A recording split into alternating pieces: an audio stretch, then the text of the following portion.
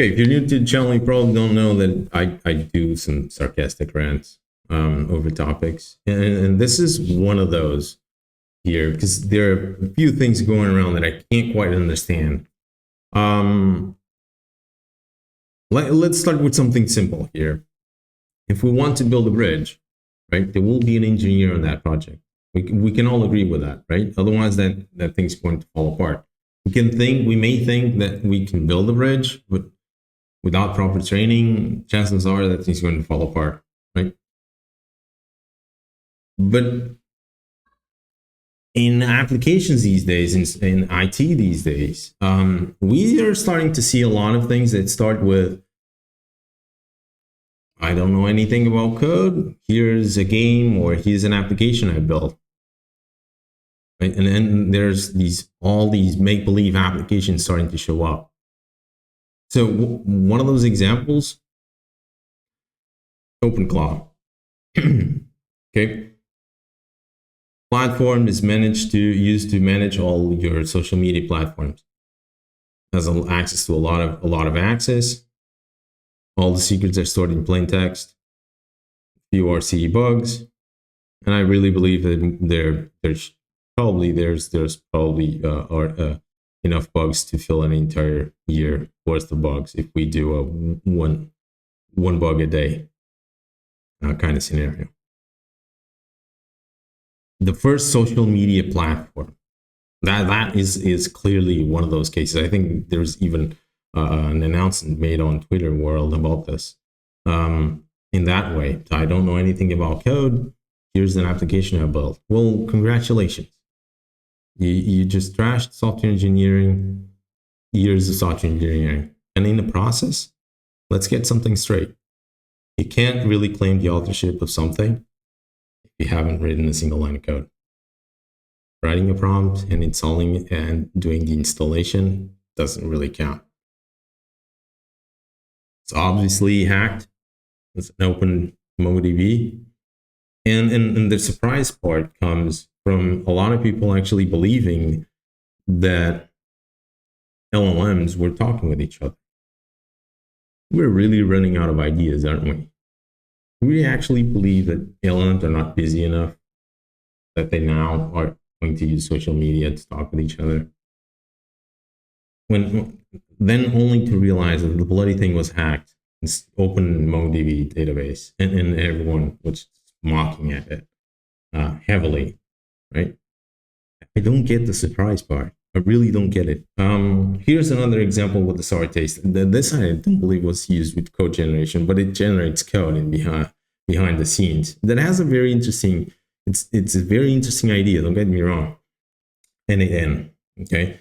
Basically creating workflows by dragging boxes left and right. And in workflows are fairly difficult to put together programmatically. So this is a very interesting, an interesting idea. However, there's a side effect here, a very nasty side effect. Okay, we went from the 90s where we said we shouldn't trust the input and everyone should use prepared statements. And believe it or not, there are projects that still don't know what that is.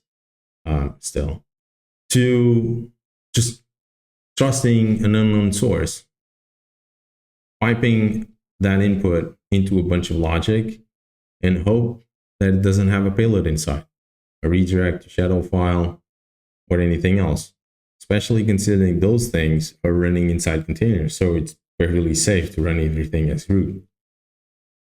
Good grief. Now, browser extensions going rogue is another example of something that actually I really believe is basically a conjugation of factors. You see, easiness to generate code, how easy it is to obfuscate code, take advantage of the fact that everything most of our lives are now work inside a browser, and the fact that there is no realistic ability to go through all the updates. And so a lot of browser extensions that the community actually trusted for years now went rogue. And this is also something that the security community has been starting to warn about. for years. Okay, Copilot and the prompt injection led to email compromise. Office 365. Kind of a hack once, hack everything scenario, but in this case, you don't even have to compromise the host, which is odd, right? So all of these things lead me to one question.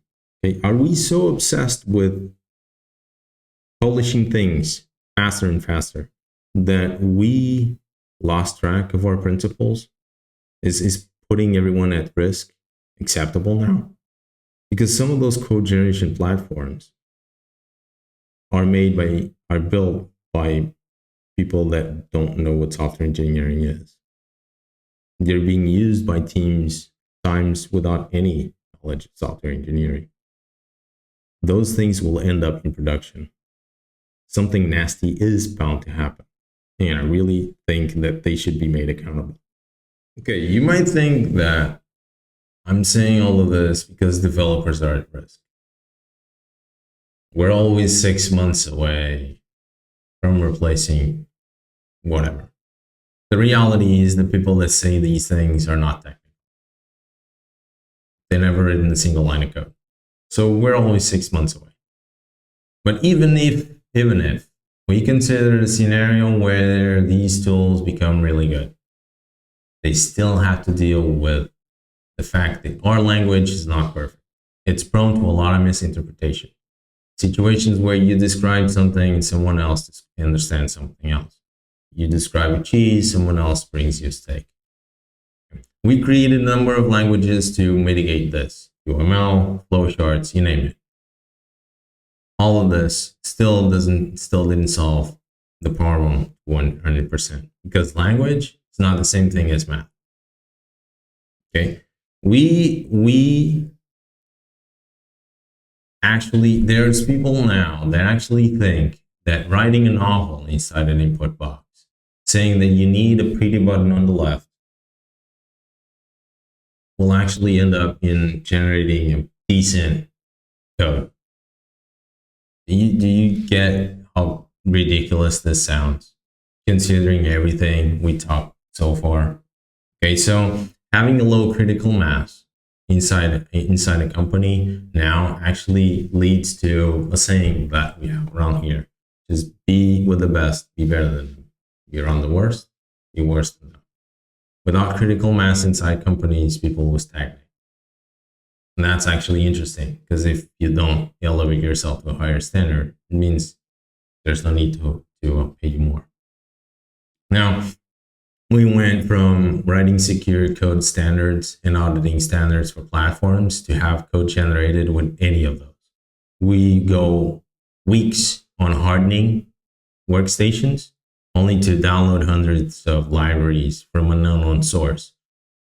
And without realizing if it's a dependency or malware, and eventually deal with the supply chain attacks later. And get surprised with how prominent names in this industry are actually affected by it. Some of those we would expect to actually know what they're doing.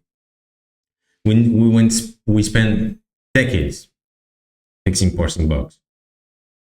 And now we just pipe untrusted input through black boxes, and then we're calling it innovation. This isn't innovation. This isn't acceleration. This is amnesia. I'll see you on the next one.